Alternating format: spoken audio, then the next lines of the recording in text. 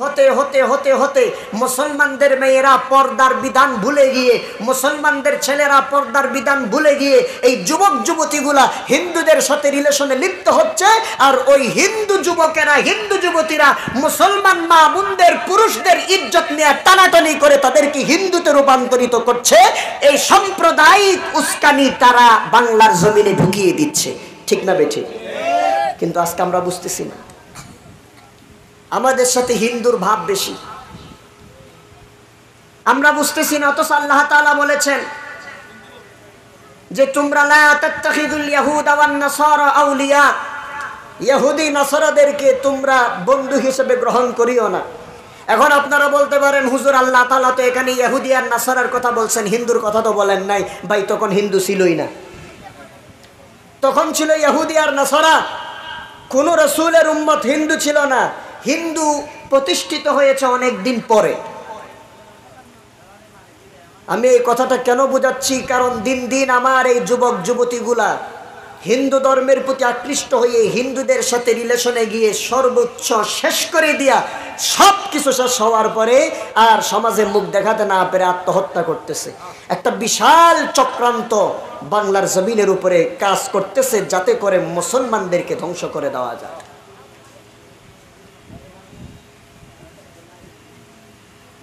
ভারতের কিছু চক্রান্তবাদীরা তারা একটা মানচিত্রও তৈরি করেছে, বাংলাদেশের 3 পার্বত্য জেলা তারা নিয়ে ফেলবে। আবার এদিক থেকে মায়ানমারের চক্রান্তবাদীরা বলতেছে ফেনী আরকান সড়ক ফেনী পর্যন্ত আমাদের।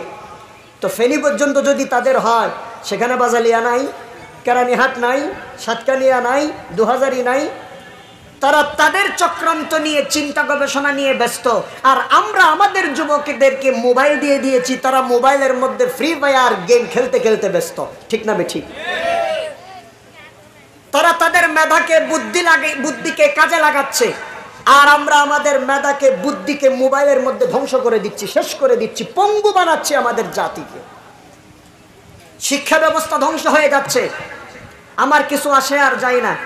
এই বাংলাদেশের মতো দেশে যেখানে 95% মুসলমান, 18 কোটি মানুষ যেখানে আছে, আমি বলি 5 কোটি মানুষ হিন্দু বুদ্ধ খ্রিস্টান হতে পারে, বাকি আরো 12 কোটি মানুষ মুসলমান। সেই 12 কোটি মানুষ, অন্তত 10 কোটি ধরেন, এই 10 কোটি মুসলমানের দেশে ঢাকা বিশ্ববিদ্যালয়ে ইস্তেসকার নামাজের অনুমতি দেয় না, ইফতার মাহফিলের অনুমতি দেয় না, কোরআন তেলাওয়াতের অনুমতি দেয় না। কিন্তু এই বাংলাদেশে, যেই বাংলাদেশে ঢাকা বিশ্ববিদ্যালয় প্রতিষ্ঠা করেছেন একজন মুসলিম শাসক, সেই ঢাকা বিশ্ববিদ্যালয়ের মধ্যে পূজার অনুমতি হয়, সেই ঢাকা বিশ্ববিদ্যালয়ের মধ্যে ওই যে গুরু নানকের অনুষ্ঠান হয়, সেই ঢাকা বিশ্ববিদ্যালয়ের মধ্যে মূর্তি পূজা হয়, ওই ঢাকা বিশ্ববিদ্যালয়ের মধ্যে কনসার্ট হয়, সেই ঢাকা বিশ্ববিদ্যালয়ের মধ্যে রমনার বটো মেলে বৈশাখী মেলা হয়। আজকে আমরা মুসলমানেরা নিজের দেশে পরাধীন হয়ে নিজের ধর্মটাকেও চর্চা করতে পারতেছি না, ঠিক না বেঠিক? আপনি কোথায় আছেন যুবক, কোথায় আছেন? আপনি চিন্তা করতে পারেন। ঢাকা বিশ্ববিদ্যালয়ে যেমন মুসলিম আছে, হিন্দু আছে, অন্য ধর্মের মানুষও আছে। অন্য ধর্মের মানুষেরা, ছাত্রছাত্রীরা যদি তাদের ধর্মীয় উৎসব আচার অনুষ্ঠান যদি ঢাকা বিশ্ববিদ্যালয়ে পালন করতে পারে, তাহলে ঢাকা বিশ্ববিদ্যালয়ের মেজরিটি পার্সেন্ট মুসলমান, ঢাকা বিশ্ববিদ্যালয়ের ভিসিও মুসলমান, প্রভিসিও মুসলমান, তারা কেন মুসলমানেরা তাদের ধর্ম পালন করতে পারবে না? বোঝা গেল একটা বিশাল চক্রান্ত কাজ করছে যাতে করে বাংলাদেশের ইসলাম এবং মুসলমানকে ধ্বংস করা যায়, ঠিক না বেঠিক? আমি আপনি যুবক তো মোবাইল একটা পাইছি বলে যা, আমি তো খুব ভালো আছি, আমি আমার পিয়ার সাথে কথা বলতেছি, সুযোগ পেলে তারে নিয়ে বান্দরবন নীলাচল বেড়াইতে যাব, আমার এত কিছুর দরকার নাই। আমি আপনি আসি মারামারিতে, তারাবি 8 রাকাত না 20 রাকাত। আমি আপনি আসি মারামারিতে গুল টুফি না লম্বা টুফি। আমি আপনি আসি মারামারিতে আমিন জুড়ে না আসতে, আর ওদিক দিয়া ইসলাম ধর্মকে গুড়া কেটে দেওয়া হচ্ছে, কোনো খবরই নাই। কি বলবেন, কাকে বলবেন, কাকে দোষ দিব? দোষ তো আমাদের। গত কিছুদিন আগে দেখেন, বাঙালি মুসলমান যুবক ভাই, বুঝলেন আপনি, বাংলাদেশের মধ্যে যত ধর্মীয় দল আছে, আমি সেখানে আওয়ামী লীগকেও বিএনপিকেও ইনভাইট করলাম। বাংলাদেশের মধ্যে মুসলমানদের দল কেমন কেমন আছে দেখেন। আওয়ামী লীগ, বিএনপি, জামাত ইসলাম, জাতীয় পার্টি, হেফাজতে ইসলাম, ইসলামী আন্দোলন, যা যা আছে, খেলাফত মজলিস সহ যা যা আছে, এই সবগুলা এক নাকি ভিন্ন ভিন্ন? কেমনে? আওয়ামী লীগ মিছিল করলে বিএনপি যায় না, বিএনপি মিছিল করলে আওয়ামী লীগ যায় না, হেফাজত মিছিল করলে ইসলামী আন্দোলন যায় না, ইসলামী আন্দোলন মিছিল করলে হেফাজত যায় না, জামাতে মিছিল করলে হেফাজত আর ইসলামী আন্দোলন নাই, আর ইসলামী আন্দোলন আর হেফাজত মিছিল করলে জামাত নাই। ঠিক না? এরকম না? আমরা এক হইতে পারি নাই।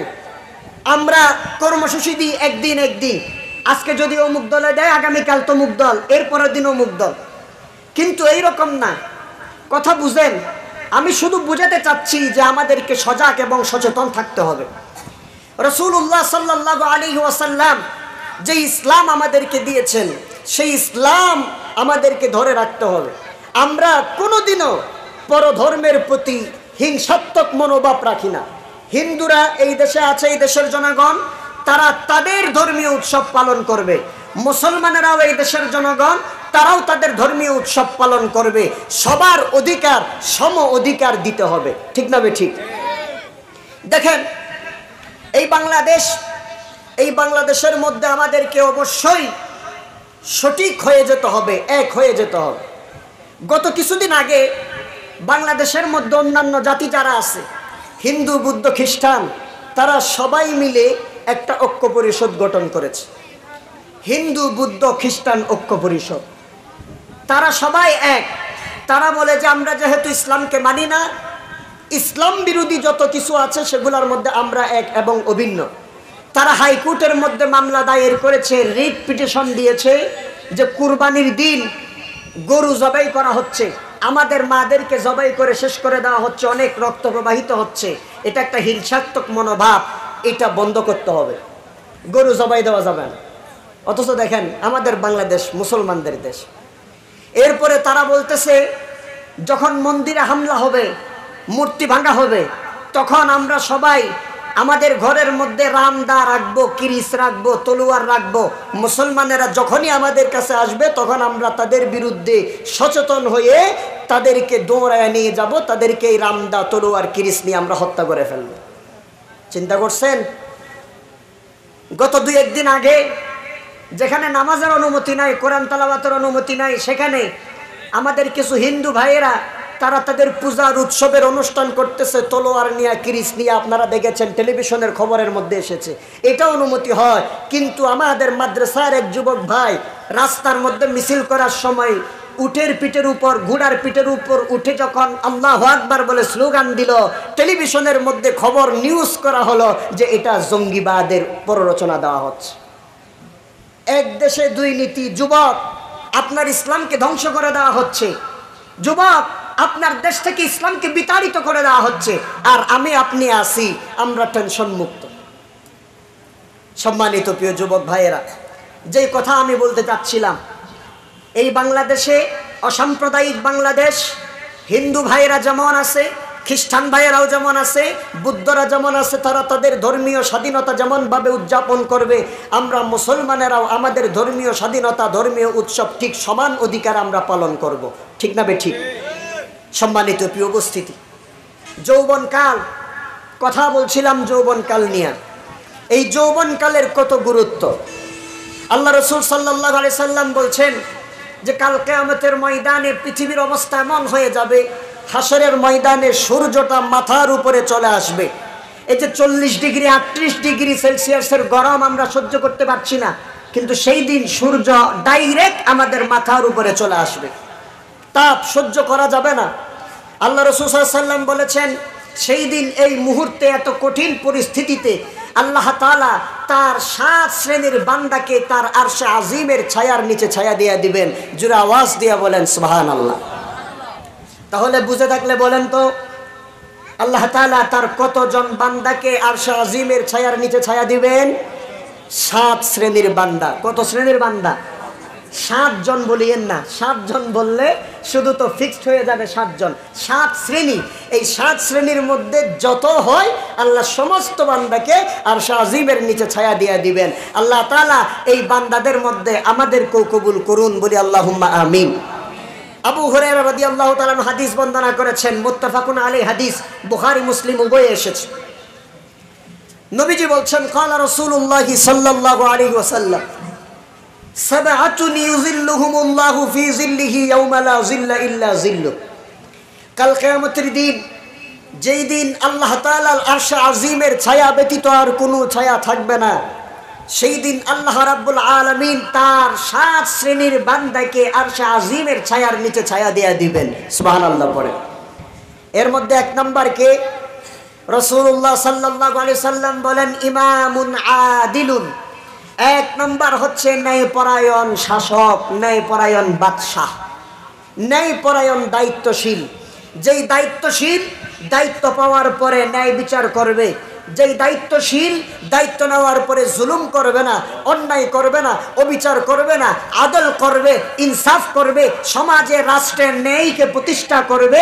আল্লাহ রাসূল সাল্লাল্লাহু আলাইহি সাল্লাম বলেছেন ওই ইমামে আদল ন্যায় শাসককে, ন্যায়বান দায়িত্বশীলকে আল্লাহ তাআলা তার আরশে আজিমের ছায়ার নিচে ছায়া দিয়ে দিবেন। বলেন সুবহানাল্লাহ। এখন আপনারা বলতে পারেন হুজুর তাহলে তো আমরা সেখানে ছায়া পাবো না। কে বলছে পাবেন না? আল্লাহ রসুল আরেক হাদিসের মধ্যে বলেছেন, আবু দাউদ শরীফের মধ্যে হাদিস এসেছে, রাসূলুল্লাহ সাল্লাল্লাহু আলাইহি ওয়াসাল্লাম বলছেন আলা কুল্লুকুম রাইন ওয়া কুল্লুকুম মাসউলুন আন রাইয়াতিহি। রাসূলুল্লাহ সাল্লাল্লাহু আলাইহি সাল্লাম বলছেন এ দুনিয়ার মানুষ, আমার উম্মতেরা সাবধান, কুল্লুকুম রাইন, তোমরা সবাই দায়িত্বশীল। তোমরা সবাই কি? দায়িত্বশীল। প্রত্যেকজন এক একজন এক এক জায়গায় দায়িত্বশীল। ওয়াকুল্লুকুম মাসউলুন আন রাইয়াতিহি, তোমাদের প্রত্যেককেই তোমাদের দায়িত্ব সম্পর্কে জিজ্ঞাসিত হবে, জিজ্ঞেস করা হবে। এরপরে হাদিসের শেষাংশে আল্লাহ রাসূল সাল্লাল্লাহু আলাইহি সাল্লাম বলছেন একজন লোক যে সমাজের ইমাম হবে, তার কাছে সমাজের নেতা হয়ে যাওয়ার কারণে সমাজের মানুষের দায়িত্ব তার উপরে এসেছে, তাকে এই দায়িত্ব সম্পর্কে জিজ্ঞেস করা হবে। পরিবারের প্রধান, পরিবারের প্রধান হওয়ার কারণে পরিবারে আমার সন্তান, আমার স্ত্রী, আমার পরিবারের যত সদস্য আছে তাদের সবার দায়িত্ব আমার উপর, সেজন্য তাদের ব্যাপারে আমাকে জিজ্ঞেস করা হবে। একজন স্ত্রী, তার স্ত্রী যখন, আল্লাহ রসুল বলেন ওই স্ত্রী যখন একটা ফ্যামিলির মধ্যে চলে আসবে তখন তার অধীনে তার স্বামী, তার সন্তান সন্ততি থাকবে। কিয়ামতের ময়দানে ওই স্ত্রীকে তার স্বামী এবং সন্তান সন্ততি সম্পর্কে জিজ্ঞেস করা হবে, এমনভাবে যে যেখানেই দায়িত্ব পালন করবে প্রত্যেকের দায়িত্ব সম্পর্কে কাল কিয়ামতের ময়দানে তারা জিজ্ঞাসিত হবে। আল্লাহ তাআলা সবার দায়িত্ব সম্পর্কে জিজ্ঞেস করবেন, বান্দা তোমাকে তো দায়িত্ব দেওয়া হয়েছিল, তোমার দায়িত্ব তুমি সঠিকভাবে পরিচালনা করেছো কিনা, আজকে আমাকে জবাব দাও। যারা মাদ্রাসার প্রধান, মাদ্রাসার মুহতামিম, তাদেরকে আল্লাহ তাআলা জিজ্ঞেস করবেন যে তুমি মাদ্রাসার প্রধানের দায়িত্ব ছিলা, তোমার আন্ডারে অনেক শিক্ষক ছিল, অনেক ছাত্র ছিল, তাদেরকে তুমি সঠিকভাবে ইনসাফভাবে বিচার করেছো কিনা, নাকি কারো উপর জুলুম করেছো, এটা আল্লাহ তাআলা জিজ্ঞেস করবেন। যিনি পরিবারের কর্তা, আল্লাহ তাআলা ওনাকে বলবেন তোমার আন্ডারে একটা গোটা পরিবার ছিল, এই পরিবারের মধ্যে তুমি আদল ইনসাফ করেছিলা কিনা, নাকি ছেলেকে বেশি দিয়েছো, মেয়েকে কম দিয়েছো। আজকে এই জুলুমটাই সবচাইতে বেশি হয়, ঠিক না বেঠিক? আজকে মেয়েদের অধিকার হনন করার জন্য চক্রান্ত করা হয়। ও ভাই, আপনি যত বড় হাজী সাহেব হন, যত বড় গাজী সাহেব হন, যত বড় আল্লাহওয়ালা হন, হ্যাঁ, আল্লাহর ঘর বাইতুল্লাহ আপনি তওয়াফ করতে করতে করতে করতে কাবা শরীফের গিলাফ ধরে টেনে আল্লাহর কাছে দোয়া করতে পারেন, আল্লাহ আমাকে ক্ষমা করে দাও, আমি হজ করেছি, আমি মাদ্রাসার সভাপতি, আমি মসজিদের সভাপতি, আমি 5 ওয়াক্ত নামাজ আদায় করি, আমি তাহাজ্জুদের নামাজ আদায় করি, আল্লাহ আমি প্রতি বছর হজ করি, 2-3 বার বছরে উমরাও করি, কিন্তু আল্লাহ আমার একটা অপরাধ, আমি আমার বোনের সম্পত্তিটা বুঝাই দিই নাই, আল্লাহ এটা দিতে পারবো না, এটা আমার দ্বারা সম্ভব নয়, আল্লাহ তুমি আমাকে মাফ করে দাও। আল্লাহ তাআলা বলেন বেটা রে, ও আমার বান্দা, আমি আল্লাহ তাআলা আমার যত রকমের হক তোকে আমি আল্লাহ দয়া করে মাফ করে দিতে পারি, কিন্তু আসমান উল্টে যাবে, দুনিয়া ধ্বংস হয়ে যাবে, কিয়ামত হয়ে যাবে, আমি আল্লাহ তাআলা তোমার বোনের অধিকার না দেওয়া যতক্ষণ পর্যন্ত তোমার বোন তোমাকে ক্ষমা করে নাই, আমি আল্লাহ তাআলা জীবনে কোনোদিনও তোমাকে ক্ষমা করতে পারবো না। কিন্তু আজকে সমাজে দেখেন ভাই বোনের অধিকার দেয় না। বোন যদি বলে ভাইয়ের কাছে যে ভাই আমার সম্পত্তির অধিকারটা তুমি আমাকে দিয়ে দাও, তখন ভাই কি বলে জানেন, বাক্তু অদ্দ মনর রাহিস ইয়ান যে তোর বড় গর বাফর দিন না গর ইয়াম বলি যাবি গেছিল জীবন, আল্লাহ তোর বড় রাস্তা তুই ফরে ফেলেবি, আজিয়ালো যত সম্পত্তি জীবনত কোনোদিনও বেবলে পরিচয় দিবি, আর মরলে আর মরা চেয়ার আছে তো নবি, ঠিক না বে ঠিক? আজকে আমাদের সম্পর্ক নষ্ট হয়ে যাচ্ছে ভাই বোনের সাথে শুধুমাত্র এই সম্পত্তি নিয়ে আদল ইনসাফ না করার কারণে। ঠিক না ঠিক? এখন আপনি বলতে পারেন যে হুজুর যুবকদের আলোচনায় এটা কেন বলতেছেন? বলতেছি কারণ দরকার আছে। যুবকরাই আগামী দিনের ভবিষ্যৎ, যুবকরাই আগামী দিনের সমাজের নেতৃত্ব দিবে, যুবকরাই আগামী দিনের মেম্বার, চেয়ারম্যান, এমপি, মন্ত্রী হবে। এই যুবকরাই বোনের সম্পত্তির অধিকার বাস্তবায়ন করবে। ঠিক না ঠিক? আজকে বড় আফসোস লাগে, যুবকদের মোবাইল ফোন চেক করেন, যুবকদের মোবাইল ফোন যদি চেক করেন, প্রত্যেকটা যুবকের মোবাইলে মামাতো ভাই আর মামাতো বোনের মামির নাম্বার, মামার নাম্বার সেভ করা দেখবেন। কিন্তু যদি খুঁজেন চাচাতো ভাইয়ের নাম্বার আছে কিনা, চাচার নাম্বার আছে কিনা, ফুফাতো ভাইয়ের নাম্বার আছে কিনা, 180 জনের মোবাইলে পাবেন না, বাকি 20 জনের মোবাইলে পাবেন। কেন চাচার নাম্বার মোবাইলে থাকে না, ফুফাতো ভাইয়ের নাম্বার থাকে না, চাচাতো ভাইয়ের নাম্বার থাকে না? কারণ আমাদের ঘরে ঢুকার সাথে সাথে আমাদের মায়েরা আমাদেরকে একটা কনসেপ্ট মাথার মধ্যে দিয়ে দেয়। সেটা কি? আমাদের মায়েরা আমাদেরকে বুঝায় বাফর বোন ফু, কুইরন্নান রু, মার বোন হালা, মাত তুনোবালা। ঠিক না? আবার অনেক সময় আমাদেরকে বুঝায়, মা যখন মোবাইলে অনেকক্ষণ কথা বলে, মাকে জিজ্ঞেস করি মা এতক্ষণ কার সাথে কথা বলেন? বলো ভূত তোর মোল্লা হতা হদ্য বাজি, তোর শাসক কলে আর সম্পত্তি হেবে, তো সাথ দেবো নদী, তো সাথ দে, তোর মৌ পরামর্শ দে, তোর মোর হতা অনুযায়ী চলিবি, জীবনত লাভত ফরিবি, লসত নফরিবি। ঠিক না ঠিক?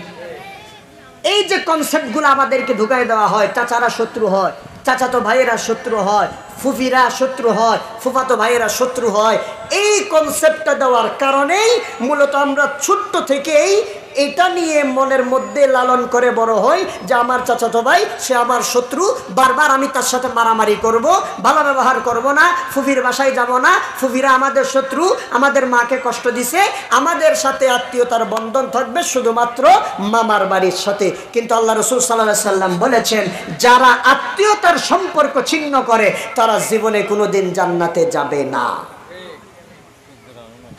সুঘ্রাণও পাবে না। অথচ 40 বছরের দূরত্বের রাস্তা থেকে জান্নাতের সুঘ্রাণ পাওয়া যায়।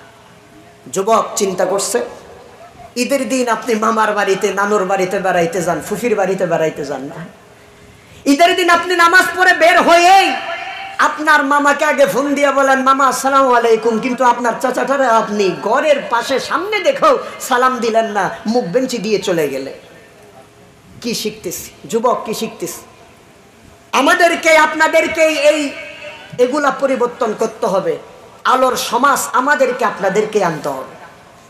এজন্য বললাম আল্লাহ রাসূল সাল্লাল্লাহু আলাইহি সাল্লাম বলছেন, 1 নম্বর ইমামুন আদিল, ন্যায়পরায়ণ শাসক, ন্যায়পরায়ণ দায়িত্বশীলকে আল্লাহ তাআলা 1 নম্বরে জান্নাত দিবেন, আরশে আজিমের ছায়ার নিচে ছায়া দিবেন। 2 নম্বরে যুবকদের কথা আল্লাহ রাসূল সাল্লাল্লাহু আলাইহি সাল্লাম বলেছেন, ওয়াশাবুন নাশাআ ফি ইবাদাতিল্লাহ। আল্লাহ রাসূল বলেন, যেই সমস্ত যুবকেরা তাদের যৌবনকালটা আল্লাহ তাআলার ইবাদত করে করে কাটিয়ে দেয়, তাদের যৌবনকালটাকে মূল্যায়ন করে, হেলায় হেলায় যৌবনকালকে শেষ করে দেয় না, ওই সকল যুবকদের উপর আল্লাহ সন্তুষ্ট হয়ে যায়। এই যুবকদেরকে আল্লাহ তাআলা আরশে আজিমের ছায়ার নিচে ছায়া দিয়ে দিবেন। সুবহানাল্লাহ। এরপরে 3 নম্বর আল্লাহ রাসূল বলেন, ওয়ারাজুলুন কলবুহু মুআল্লাকুন ফিল মাসাজিদ।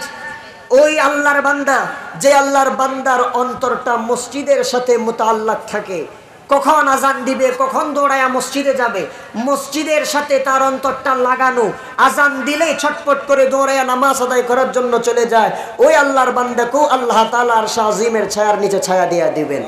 এরপর আল্লাহ রাসূল সাল্লাল্লাহু আলাইহি সাল্লাম বলেছেন, ওয়ারাজুলান তাহাব্বা ফিল্লাহ ইজতামা আলাইহি ওয়া তাফাররাকা আলাইহি। আল্লাহ রাসূল সাল্লাল্লাহু আলাইহি সাল্লাম বলেন, ওই 2 জন ব্যক্তি, যেই 2 জন ব্যক্তি তারা যখন মিলিত হয় তখন আল্লাহর জন্য মিলিত হয়, আবার তারা যখন পৃথক হয় আল্লাহর জন্যই পৃথক হয়। একজন আরেকজনকে ভালোবাসলেও আল্লাহর জন্য ভালোবাসে, ইসলামের জন্য ভালোবাসে। একজন আরেকজনকে ঘৃণা করলেও আল্লাহর জন্য, ইসলামের জন্য ঘৃণা করে। এই ব্যক্তিকেও আল্লাহ তাআলা তার আরশে আজিমের ছায়ার নিচে ছায়া দিয়ে দিবেন। বলেন সুবহানাল্লাহ। এরপর আল্লাহ রাসূল সাল্লাল্লাহু আলাইহি ওয়াসাল্লাম বলছেন, তাহলে আমাদের যত ভালোবাসা, আমাদের যত হিংসা, আমাদের যত উঠা বসা, আমাদের যত মেলামেশা, সব কিছু হবে একমাত্র কার সন্তুষ্টির জন্যে? আল্লাহর সন্তুষ্টির জন্য। এরপর আল্লাহ রাসূল সাল্লাল্লাহু আলাইহি সাল্লাম বলেছেন, ওই ব্যক্তি, এটাও যুবকদের জন্যই, আল্লাহ রাসূল বলেছেন ওই ব্যক্তি যেই ব্যক্তিকে একটা সুন্দরী নারী অফার করেছে তার সাথে জানা করার জন্য, যেই সুন্দরী নারীর ধন সম্পদ বেশি, যেই সুন্দরী এত রূপবতী গুণবতী, তার মতো সুন্দরী মহিলা এলাকার মধ্যে আর একটা খুঁজে পাওয়া যায় না। এই রকম সুন্দরী মহিলা যখন একজন পুরুষকে, একজন যুবককে জানার প্রস্তাব দিল, তখন ওই আল্লাহর বান্দা বলল যে আমি আল্লাহকে ভয় করি। আল্লাহকে ভয় করে জানার থেকে বেঁচে থাকলো, সে আল্লাহর বান্দাকেও আল্লাহ তাআলা আরশে আজিমের ছায়ার নিচে ছায়া দিয়ে দিবেন। বলেন সুবহানাল্লাহ। এরপর আল্লাহ রাসূল বলেছেন এমন ব্যক্তি যেই ব্যক্তি তার হাত দিয়া আল্লাহর রাস্তায় আল্লাহকে সন্তুষ্ট করার জন্য দান সদকা করলো, তার ডান হাত দিয়া কি সদকা করেছে বাম হাতও জানে না, ওই ব্যক্তিকেও আল্লাহ তাআলা আরশে আজিমের ছায়ার নিচে ছায়া দান করবেন। বলেন সুবহানাল্লাহ। তাহলে আমরা আল্লাহ তাআলার আরশে আজিমের নিচে ছায়া পেতে চাই নাকি চাই না? জোরে বলেন, চাই কি চাই না? চাই। যদি চাই তাহলে যুবক বেশি, ও যুবক ভাই, আপনাদেরকে এখনই ফিরে আসতে হবে। এখনই ফিরে এসে ইসলামে প্রবেশ করে পরিপূর্ণভাবে ইসলামকে পালন করে পাশ্চাত্যকে, জাহেলিয়াতকে দূরে লাথি মেরে সরাই দিয়ে এক আল্লাহর জন্য নিবেদিত হয়ে যেতে হবে। যদি এমনটা আমরা হতে পারি, আল্লাহ তাআলা আমাদেরকে আরশে আজিমের ছায়ার নিচে ছায়া দান করে দিবেন। বলেন সুবহানাল্লাহ। প্রিয় ভাই যুবক, আপনি চাইলে সব কিছু পারেন। আপনি চাইলে একটা সমাজকে ধ্বংসও করতে পারেন, আবার আপনি চাইলে একটা সমাজকে সুন্দরও করতে পারেন। যেমন কোরআন শরীফ থেকে কয়েকটা কাহিনী আপনাদেরকে শোনায় সংক্ষিপ্ত সময়ে। আল্লাহ রসুলের সাহাবী ইমামুল মুফাসসিরিন হযরত আব্দুল্লাহ ইবনে আব্বাস রাদিয়াল্লাহু তাআলা আনহুমা, আল্লাহ তাআলা আমার এই দুই চোখ দিয়া আব্দুল্লাহ ইবনে আব্বাস রাদিয়াল্লাহু তাআলা আনহুমার কবরটাকে দুইবার দেখার সুযোগ করে দিয়েছেন। আলহামদুলিল্লাহ। তায়েফে যখন গেলাম, সেখানে দেখেছি একটা গেট আছে, গেটের নাম হচ্ছে বাবু আব্দুল্লাহ ইবনে আব্বাস। একটা মসজিদও আছে, মসজিদ আব্দুল্লাহ ইবনে আব্বাস। মসজিদের পাশেই এই আল্লাহ রসুলের সাহাবীর মাকবারা। হযরত আব্দুল্লাহ ইবনে আব্বাস তিনি হচ্ছেন ইমামুল মুফাসসিরিন। তিনি একটা তাফসীর লিখেছেন, তাফসীর আব্দুল্লাহ ইবনে আব্বাস। খুব সহজ ভাষায় সুন্দরভাবে বুঝিয়ে দিয়েছেন। তিনি হচ্ছেন ইমামুল মুফাসসিরিন।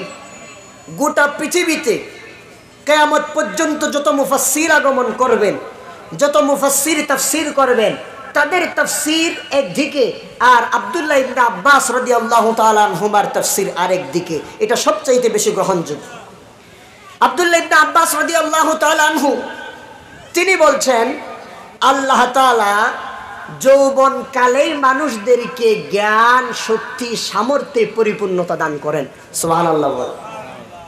আব্দুল্লাহ ইবনে আব্বাসের কথা, যেন তেন ছোটখাটো মানুষের কথা নয়, আমার কথা নয়। আব্দুল্লাহ ইবনে আব্বাস বলেন, আল্লাহ তাআলা প্রত্যেক মানুষকে জ্ঞান, শক্তি, সামর্থ্যে পরিপূর্ণতা দান করেন কোন সময়ে? যৌবনকালে। কোন সময়ে? যৌবনকালে। উনি ওনার কথার প্রমাণ আবার দিয়েছেন। কোরআন শরীফের কয়েকটা কাহিনী তিনি সেখানে নিয়ে এসেছেন। এক নাম্বার, কষ্ট লাগতেছে আপনাদের? এক নাম্বার, আমাদের জাতির পিতা, মুসলিম জাতির পিতা হযরতে ইব্রাহিম আলাইহিস সালাতু ওয়াস সালাম। বলেন মুসলিম জাতির পিতার নাম কি? আরো জোরে বলেন, মুসলিম জাতির পিতার নাম কি? ইব্রাহিম আলাইহিস সালাতু ওয়াস সালাম। আমার কথা নয়, আল্লাহ কোরআন শরীফে বলছেন। আল্লাহ তাআলা বলেন, মিল্লাতা আবিকুম ইব্রাহিম হুয়া সাম্মাকুমুল মুসলিমিন। আল্লাহ তাআলা বলেন, ও আমার বান্দারা, দুনিয়ার মুসলিম মিল্লাত তোমরা শুনে রাখো। মিল্লাতা আবিকুম ইব্রাহিম, তোমাদের মিল্লাতের পিতা, তোমাদের জাতির পিতা হলো ইব্রাহিম। হুয়া সাম্মাকুমুল মুসলিমিন, আর তিনি তোমাদের নাম মুসলমান রেখে দিয়েছে। সুবহানাল্লাহ বলেন। এই মুসলিম জাতির পিতা হলেন ইব্রাহিম আলাইহিস সালাতু ওয়াস সালাম।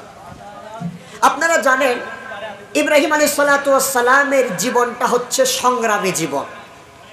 তিনি ছোট্টবেলা থেকেই সংগ্রাম করেছেন। সংগ্রাম করে করেই তিনি বড় হয়েছেন। মূর্তির বিরুদ্ধে সংগ্রাম, জাহেলিয়াতের বিরুদ্ধে সংগ্রাম, অন্ধকারের বিরুদ্ধে সংগ্রাম। সংগ্রাম করে করে করে করে তিনি পরিবার থেকে, বাবার থেকে ত্যায্য পুত্র হয়েছেন। মূর্তির বিরুদ্ধে কথা বলার কারণে তার বাবা তাকে বললেন, ইব্রাহিম এই মুহূর্তে তুমি আমার চোখের সামনে থেকে চলে যাও, যদি না যাও এই পাথর মেরে আমি তোমার মাথা ফাটাই দেব। আল্লাহ তাআলা তখন ইব্রাহিম আলাইহিস সালাতু ওয়াস সালামের ঘটনা বর্ণনা করছেন। ইব্রাহিম বাবার উপর অসন্তুষ্ট হয়ে যান নাই, বাবাকে গালিগালাজ করেন নাই। ইব্রাহিম আলাইহিস সালাতু ওয়াস সালাম বাবাকে বললেন, ও বাবা, আমি আপনার জন্য আল্লাহর কাছে দোয়া করি, আল্লাহ তাআলা যেন আপনাকে শান্তিতে রাখেন। তিনি চলে গেলেন। এই ইব্রাহিম আলাইহিস সালাতু ওয়াস সালাম ছোট্ট মানুষ, মূর্তি ভেঙে ফেলেছেন। মূর্তি ভাঙার পরে অনেক লম্বা ঘটনা। তখন তিনি যখন আবার চলে এসেছেন, এলাকার মানুষ মূর্তি দেখে, ভাঙ্গাচোরা দেখে বলতেছেন যে আমাদের মূর্তি খোদাদের এই অবস্থা কে করলো? তখন তাদের মধ্যে কিছু মানুষ বলল যে ক্বালু সামি'না ফাতান ইয়াযকুরুহুম ইউক্বালু লাহু ইব্রাহিম, আমরা শুনেছি আমাদের এলাকায় এমন এক যুবক আছে যেই যুবক এই মূর্তিগুলোর বিরুদ্ধে বারবার কথা বলে সংগ্রাম করে, লোকেরা তাকে ইব্রাহিম বলে ডাকে। এই ইব্রাহিম আলাইহিস সালাতু ওয়াস সালাম যুবক অবস্থায় মূর্তির বিরুদ্ধে সংগ্রাম করেছেন। এরপরে আসহাবে কাহাফের ঘটনা আল্লাহ তাআলা বর্ণনা করেছেন।